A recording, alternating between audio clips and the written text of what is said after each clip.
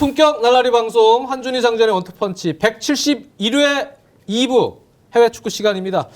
자, 프리미어리그가 이제 개막이 됐습니다. 네, 국내 팬들은 이제 기성용, 이청용 선수의 이제 활약 여부에 또 관심이 많고 이번 주말에는 분데스리가가 또 개막을 합니다. UEFA 슈퍼컵도 했어요. 했습니다. 네. 라리가. 네.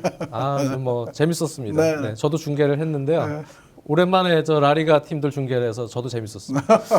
자, 이번 시간에는요. 그래서 우리 유럽파, 특히 프리미어리그에서 활약하는 두 선수, 그리고 분데스리가에서 활약하는 손흥민 선수 외 다른 선수들까지도 한번 짧게나마 달아보는 시간 가져보도록 하겠습니다. 먼저 프리미어리그 개막전이 있었는데요. 스완지 시티, 게리 몽크 감독이 올 시즌에 안드레 아이유 선수를 영입을 하면서 또 고미스 선수의 백업 에데르까지 영입을 하면서 현지 언론을 통해서 스완지 또 지역, 웨일즈 지역 언론을 통해서 공격적인 상당한 자신감을 피력을 했고 지난 시즌에 약간 선택적인 운영을 했다면 올 시즌에는 상당히 같이 맞불을 놓는 강팀하고 그러한 대등한 경기를 하려는 노력이 있을 것 같습니다. 네, 기성용 선수 얘기기는 하지만 네. 요거 하나만 질문하고 싶은 게 있어요. 그 몬테로 선수가 몬테로 선수 네. 요즘에 폼이 최고죠. 이바노비치 선수를 네. 아마추어 선수처럼 보이게 했던 사건에 대해서는 어떻게 생각하시나요? 네. 그 이바노비치가 논평을 좀 해주셔야죠. 1라운드에 원래 좀 궁뎅이가 무겁습니다. 알겠습니다. 2라운드부터 네. 좀 올라가거든요. 알겠습니다. 네. 네, 기성용 선수는 뭐 지금 햄스트링 올라온 것이 그렇게 크진 않기 때문에 뭐 다음 라운드 혹은 다다음 라운드에 모습을 비칠 가능성은 있다고 생각이 드는데 어쨌든 지금 몽크 감독은 인터뷰도 그렇고 기성용 선수는 완전히 붙박입니다. 네. 네, 주전으로 딱 중심 역할을 놓고 딥라인 플레이메이커 역할을 맡으면서 존조 쉘비와 시그루도선을 같이 허리에 배치시키는 아주 공격적인 운영을 하려는 자신감이 지금 있고 실질적으로 지금 첼시전에 그렇게 나왔습니다. 그래서 기성용 선수는 올 시즌에 부상만 없다면 상당히 공격적으로도 부분적으로 가세할 수 있는 또 기회도 계속 부여지기 때문에 지난 시즌처럼 좋은 활약을 할 것으로 예상을 합니다만 네, 이제 기성용 선수가 이제 못 나올 때 제콕 선수가 또 잘 받쳐줘야 팀 성적이 뒷받침된다. 이렇게 뭐 간략하게 얘기할 수 있겠네요. 기성용 부상만 없다면 노 프라블럼 끝. 노 프라블럼입니다. 네, 올 시즌에 더 향상된 모습 보일 것 같고요. 이제 문제는 이청용 선수인데요. 첫 경기에 라인업에서 제외가 됐습니다. 네. 자하, 조던 머치, 펀천 체제로 갈 가능성이 있습니다. 더 한 초반 라운드에 그 선수들을 더 많이 중용할 가능성이 있는데 중간에 분명히 이청용 선수를 교대로 로테이션해서 선발 혹은 교체 투입시켜서 시간을 줄 겁니다. 그때 이청용 선수가 확실히 보여줘야 되고 바카리 사코, 울버햄튼의 어떻게 에이스 역할을 했던 상당히 좋은 선수인데요. 이 선수가 득점도 상당히 좋고 왼쪽 중앙 공격형 미드필더 뛰면서 왼바퀴도 상당히 좋습니다. 그래서 이 선수가 공격수도 세컨 스트라이커도 볼 수가 있고 윙도 볼 수가 있는데요. 이 선수가 또 들어와서 어떻게 하냐에 따라서 이청용 선수 경쟁이 또 심화됩니다. 그래서 지금 이청용 선수는 어떻게 보면 초반 라운드 한 10라운드까지 기회가 아마 3분의 1에서 절반 정도 주어질 가능성이 크다고 보여지는데 그때 확실한 폼을 보여주고 좋은 기량을 보여주면서 어필을 해야 된다. 그러면 이제 완전히 선발 치수로 들어갈 수 있는 가능성이 분명히 있습니다. 근본적으로 이청용 선수가 지금 소속돼 있는 클럽이 2선 공격형 미드필더 자원이 풍부한 팀 아닙니까? 그렇죠. 네. 다 만만한 선수들도 네. 아니고 그러니까 결국은 뭐 경쟁은 지금 불가피한 상황이라고 보여지는데 이럴 때 뭐 예전부터 사실 교과서적으로 하는 이야기가 적은 기회이더라도 어쨌든 기회가 주어질 적에 충분한 자신의 값어치를 보여줘라. 맞습니다. 결국은 뭐 그것이 지금 정답이 될 수밖에 없지 않느냐라는 맞습니다. 생각입니다. 근데 이제 이청용 선수가 들어가서 상당히 잘하면 이제 최고의 시나리오도 만들 수 있는데 지금 최악의 시나리오 하나는 볼라시 선수가 지금 남는 경우 하다가 안 돼서 남아요. 거기에 영입됐던 바카리 사코도 기회 줬는데 엄청 잘해요. 이래 버리면 다른 펀천이나 자하, 조던 머치가 부상으로 빠지지 않고 계속 폼을 유지할 경우에 이청용 선수는 상당히 힘든 그러한 주전 경쟁을 해야 될 수밖에 없습니다. 순번이 잘못하면 밀려날 수 완전히 있다는 5, 거죠. 6순위 이하로 떨어질 가능성도 있기 때문에 어쨌든 이제 그러한 과정을 피하기 위해선 여러 가지 좋은 시나리오 쪽으로 이청용 선수가 잘 초반 라운드가 형성이 되기를 바라겠습니다.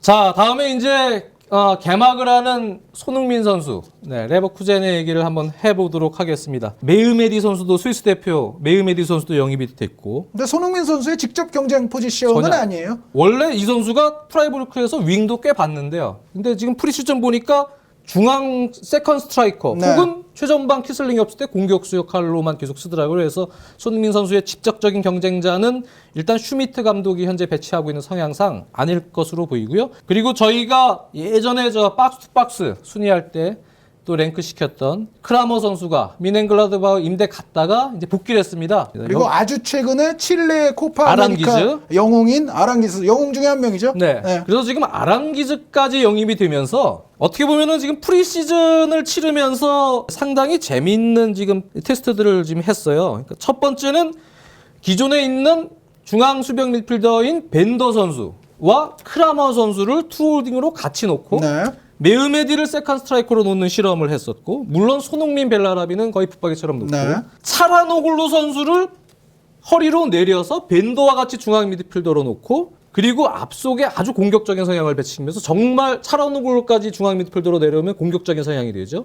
그런 또 테스트도 해보고, 벤더 크라머 선수를 놓고 또 브란트 선수를 공격형 미드필더 겸 세컨 스트라이커로 기용을 하는 메흐메디와 같이 그러한 또 기용도 해봤습니다. 그래서 만약에 아랑기즈가 들어갔을 경우에 제 생각에는 손흥민 벨라라비는 그대로 붙박이가 될 것 네. 같고, 극강 클럽인 바이른 뮌헨전 같은 경우는 벤더, 크라머, 아랑기스까지 네. 같이 허리에 배치시키는 433처럼 그런 433처럼도 가능하고, 상위권 클럽과의 경기는 크라모와 벤더를 놓고 차라노글루를 놓고 기존의 윙어들 손흥민 벨라라비 취재로 그리고 가고, 거기에 공격력이 더 필요하다 그러면 차라노글루를 말씀하신 대로 내리고 위쪽에 메흐메디나 메흐메디죠. 혹은 브란트를 같이 맞습니다. 기용할 수도 있는. 네. 그러니까 아랑기즈 선수가 추가되고 또 크라마 선수가 이제 돌아옴으로써 전체적으로 중원 미드필드를 구성하는 어떤 포메이션상에는 오히려 여유가 좀 더 생겼다. 맞습니다. 그리고 아랑기즈와 크라모는 분명히 좋은 전력적인 추가기 때문에 이런 측면에 있어서는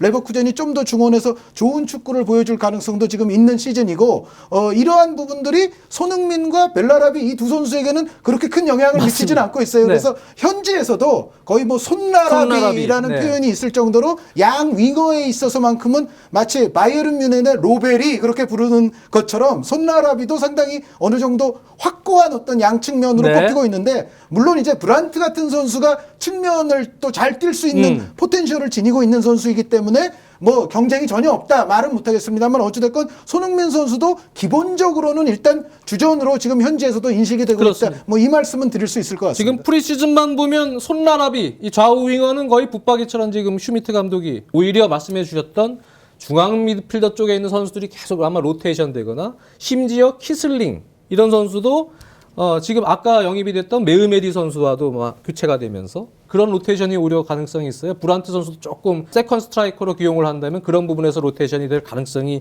있는 상황입니다. 그렇게 저는 본다면 브란트 선수가 사실 포텐셜이 꽤 있는 선수라고 그럼요. 생각을 테크닉이 하는데, 상당히 좋은 선수인데 지금 최근에 이 프리시즌 저도 뭐 그 경기를 조금 봤습니다만 지금처럼 브란트 선수가 중앙 자원으로 됐으면 좋겠어요. 그럼 손흥민 선수 경쟁은 더 없는 거니까. 맞습니다. 네. 물론 이제 문제는 손흥민 선수가 그렇다면 잘해야 되는데, 잘해야죠. 잘 하겠죠. 네. 물론 지난 시즌도 잘했습니다만 역시 나타난 문제는 이제 기복인데, 저는 그렇습니다. 기본적으로 손흥민 선수는 레버쿠젠이 뭐 압박도 상당히 뭐 강하게 하는 팀이고 후반까지도 그러한 이제 체제를 많이 유지하려고 노력하는 팀입니다만, 기본적인 경기 컨셉이 공간이 나오는 경기, 같이 상대가 붙어서 공간이 나오는 경기에서는 손흥민 선수가 사실 기술적으로 테크닉적으로 벨라라비나 심지어 브란트보다는 섬세한 테크닉을 가진 선수는 아닙니다. 분명 파괴력은 있습니다만, 하지만 그렇게 공간이 나와서 붙을 수 있는 경기에서는 손흥민 선수가 분명히 장점을 잘 발휘했어요. 그 공간 활용을 통한 자신의 어떤 장점을. 근데 문제는 지난 시즌도 그렇습니다만 약간 중하위권 하위권 팀 상대를 할 때 내려앉는 팀들이 꽤 있습니다. 그럴 경우에 공간이 나지 않을 때는 손흥민 선수가 약간 뭐 지난 시즌 후반기도 그랬습니다만 약간 처져서 뭐 전개시켜주는 역할도 하고 뭐 여러 가지로 소극적으로 약간 변했습니다. 경기 스타일이 자기도 모르게 공간이 없다 보니까. 그러다 보니까 오히려 세밀하게 1대1에서 기술이 좋은 선수들이 좀 빛을 본 경우들이 있었는데, 제 생각에는 올 시즌에는 그런 경기들에서 손흥민 선수가 조금 더 파괴적으로 중거리 슈팅도 좀 때려보고 슈팅이 워낙 좋은 선수니까. 네. 그리고 좀 뭔가 좁은 공간에서의 파괴력 있는 돌파도 좀 시도도 좀 해보고 원래 공격적인 성향을 그런 경기에서도 좀 보여줬으면 좋겠어요. 손흥민 선수가 제가 봤을 때는 약간 기분파적인 게 있어요. 그러니까 잘 풀리는 경기에서는 그렇죠. 정말 뭐 해트트릭 페이스처럼 막 마구 이제 가는 아주 질주하는 경기가 네. 있는가 있는가 하면 조금 이렇게 장 위원님 말씀대로 아까 그런 전술적인 부분들이 약간 붉어지면서 좀 잘 안 되는 날 있잖아요. 요런 날은 어떤 플레이가 점점 약간의 어떤 짜증이랄까 이런 것이 좀 가미가 되면서 자신의 실력을 100% 발휘하지 못하는 그런 경우도 있는데 제가 봤을 때는 뭐 경기란 게 잘 되는 날도 있는 거고 잘 안 되는 날도 있는 거고 또 초반이 좋은 날도 있는 거고 뭐 초반이 좀 덜 좋은 그렇죠. 날도 네. 있는 거니까 그런 부분에 있어서의 어떤 항상적인 경기력을 좀 유지할 수 있는 어떤 평정심 그런 부분이 저는 손흥민 선수에게 좀 필요하지 않나라는 생각을 하나 덧붙이고 그리고 시즌 후반부에 어떤 기복 이야기도 합니다만 저는 궁극적으로는 이것이 역시 체력과 그렇죠. 관련되는 네, 문제다. 체력과도 연관이 되죠. 시즌 후반부에 골수가 좀 떨어지고 이런 부분을 좀 체력 안배를 잘해서 올 시즌 같은 경우는 좀 끝까지 꾸준하게 갈 수 있는 그러한 손흥민 선수가 됐으면 하는 바람이 있습니다. 그렇습니다. 그래서 지난 시즌보다 더 한 단계 진보된 그런 손흥민 선수를 기대해 보겠고요. 자, 손흥민 선수 외에 지난 시즌 후반기에 아주 가능성을 많이 보여준 홍종호 선수. 홍종호 선수 아주 이제 올 시즌은 정말 좋은 시즌이 될 것 네. 같아요. 이미 프리시즌이라든가 포칼에서도 계속 주전으로 쓰이고 있습니다만 지난 시즌 같은 경우는 칼센 브라크 선수의 부상 그렇죠. 덕을 좀 네. 봤잖아요. 그런데 원래는 이제 이 아우구스부르크가 칼센 브라크, 클라반 이렇게 이제 조합인데 올 시즌부터는 클라반, 홍정호 이런 네. 조합이 됐습니다. 그래서 홍정호 선수에게는 정말 아주 커다란 도약을 할 수 있는 맞습니다. 시즌이 아니냐 아주 네. 주전으로서의 맹활약이 기대가 됩니다. 주전으로서의 도약 그리고 대표팀에서의 붙박이 안정적인 수비의 핵심 이게 이제 같이 맞물려졌으면 좋겠습니다. 네. 그리고 무엇보다도 지금 우리나라 대표팀도 그렇고 왼쪽 수비에 확실한 자원이 현재 지금 동아시아컵을 통해서 나타난 것 같지는 않습니다. 근데 김진수 선수와 박주호 선수가 있지 않습니까? 두 선수는 지금 분데스리가에서 상당히 희망적인 시즌을 보낼 것으로 예상이 됩니다. 저는 손흥민 선수도 물론 아까 손나라비에서 아주 붙박이라는 말씀 드렸습니다만 김진수 선수가 그 이상의 붙박이면 붙박이이지 손흥민 선수보다 떨어질 게 네. 하나도 없을 정도로 호펜하임에서 아주 김진수 선수는 입지가 충만하다고 볼 수가 있어요. 그러니까 딱히 경쟁이 그렇게 무서운 경쟁자도 없을 정도로 물론 톨리안이라는 백업 멤버가 하나 있기는 합니다만 전체적으로 김진수 선수야말로 정말 안정적으로 우리는 주전으로 생각할 수가 있다라는 말씀을 드리고 싶어요. 네. 박주호 선수도 같이 해주시죠. 박주호 선수는 이제 아실 거예요, 팬 여러분들이. 그 스웨덴의 뱅트손 선수라는 네. 경쟁자가 하나 있기는 한데 전체적으로 뱅트손 선수가 조금 공격적인 측면이 있기는 합니다만 뭐 공수의 밸런스나 이런 측면에서는 박주호 선수가 더 높은 점수를 받고 있습니다. 네. 그래서 일단은 박주호 선수도 제 생각에는 왼쪽 측면 수비 주전이라고 생각이 되고 그런데 여기는 이제 뱅트손 선수의 도전은 있다고 생각을 해야 돼요. 그래서 김진수 선수의 주전 점수를 한 100점 이렇게 준다면 박주호 선수는 한 85점, 90점 그러니까 약간은 도전자에 대해서 신경은 써야 되는 주전이 아니냐라고 말씀을 드리고 싶어요. 네. 네. 자, 근데 이제 사실 국내 팬들이 많은 기대를 했습니다만 계속 뭐 잔부상도 있고 구자철 선수입니다. 구자철 선수는 몇 점 주실 건가요? 50점. 아, 네, 구자철 불확실하죠. 선수는 불확실해요. 그러니까 구자철 선수가 뛸 수 있는 위치는 역시 2선 공격형 미드필드 위치인데 이 구자철 선수의 마인츠가 사실 올 시즌에는 그렇게 강팀처럼 보이지는 않습니다만 2선 공격형 미드필드 상당히 자원은 나름대로 풍부해요. 그러니까 이제 올 시즌 프리시즌이나 지금 이제 여름에 해온 것을 보면 왼쪽 측면 같은 경우는 라리가 팬들이 잘 아시는 선수 세비야 출신의 하이로 산페이로라는 선수가 산페이로 있는데 선수 이 선수가 상당히 어떤 개인 기술이라든가 포텐셜이 상당히 많은 선수거든요. 그래서 하이로 선수가 있고 여기에 일본의 무토 요시노리 네. 선수가 이 팀에 도착을 했는데 무토 선수 같은 경우는 뭐 공격으로도 뛸 수 있습니다만 또 2선 측면으로도 뛸 수가 있거든요. 그래서 무토 선수도 이제 경합 상대라고 보여지고 여기에 이제 중앙 공격형으로 오면은 구자철 선수에게 가장 좋겠습니다만 여기는 유누스 말리라는 선수가 이 선수의 어떤 입지를 흔들기에는 조금은 어려워 보이는 면이 있습니다. 그래서 전체적으로 왼쪽에는 그래서 만만치 않은 경쟁자들이 도사리고 있고 중앙 쪽에는 뭔가 좀 더 주전처럼 보이는 공격형 미드필더가 또 도사리고 있고 여기에 오른쪽 같으면 어떠냐? 크리스티안 클레멘스라든가 막시밀리안 바이스터 같은 그렇죠. 선수가 또 바이스터도 있죠. 있어요. 그래서 전체적으로 구자철 선수가 이선에 들어가야 정말- 되는 위치는 결국은 2선의 어느 한 곳인데 이선에 마인츠가 꽤 많은 자원을 보유하고 있으면서 지금 상태의 어떤 프리시즌을 겪어온 폼으로 봤을 때는 구자철 선수가 과연 이들을 한꺼번에 물리칠 수가 있겠느냐라는 것이 약간은 의구심이 있거든요. 그런데 구자철 선수를 현지에서도 그렇다고 해서 아예 뭐 후보급으로 보고 있진 않아요. 제가 이제 현지의 어떤 여론들을 조금 보니까 구자철 선수도 역시 주전급 대열의 한 선수로는 인식이 되고 있습니다. 그래서 뭐 이 선수들을 대체해서 출전을 했을 때 좋은 모습을 보여준다면 붙박이 주전도 될 수 있으니까 전체적으로는 좀 반반이라는 측면에서 저는 50점을 줬는데 어찌됐건 구자철 선수에게 가장 중요한 것은 최상의 몸 상태로 부상 없이 뛰는 거. 이거 자체가 그렇죠. 기본적으로 가장 중요할 것 일단 같습니다. 다치면 안 될 것 같아요. 네. 자꾸 프리시즌에도 지금 종아리를 다쳤는데 상황은 지금 어떻게 보면 이청용 선수와도 약간 유사한 부분이 있습니다. 그 이선 경쟁자들이 지금 상당히 많기 때문에 잘 극복을 해주시길 바라겠습니다.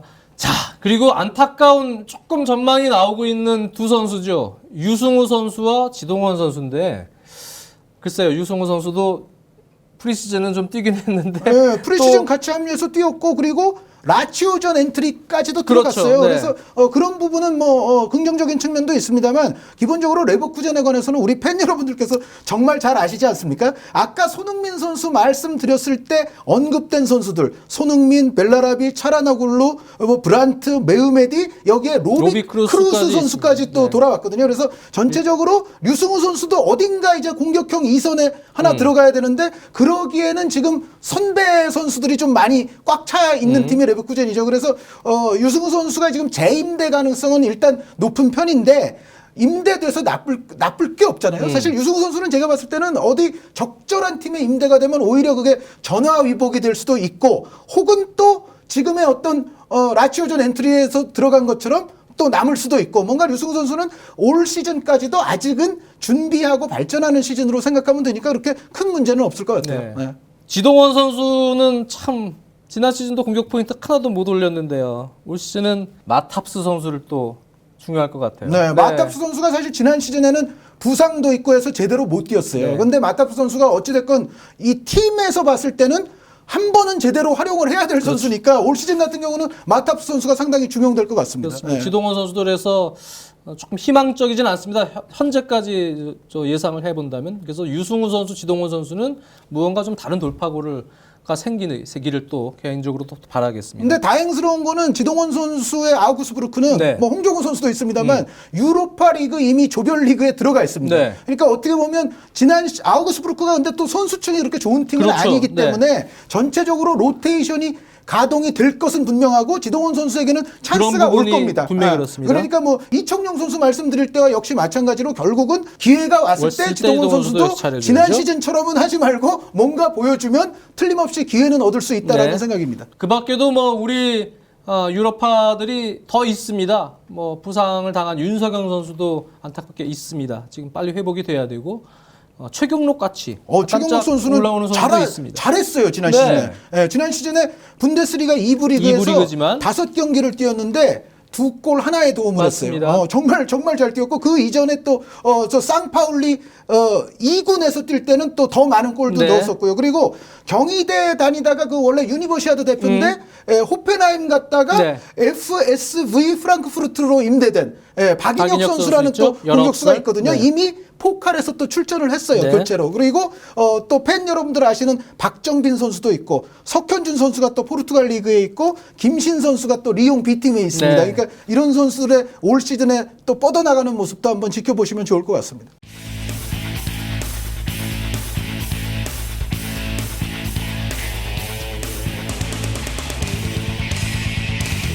자, 어쨌든 간에 이제 시즌이 뚜껑이 이제 열리는 뭐 프리미어리그는 뚜껑이 열렸고요. 그래서 이번 시간에 팬들이 기대하고 있는 선수들, 기성용, 손흥민 선수를 중심으로 나머지 선수들에 대한 또 시즌 전망을 간략하게 저희가 짧은 시간에나마 좀 다뤄봤습니다. 다음 시간에 이제 분데스리가가 개막이 되니까 또 프리미어리그와 함께 또 라리가도 개막이 되지 않습니까? 네. 앞으로 기대되는 요소들을 많이 또 원투펀치를 통해서 저희 한 의원님과 함께 나눠보도록 하겠습니다. 오늘 171회 여기까지입니다. 감사합니다.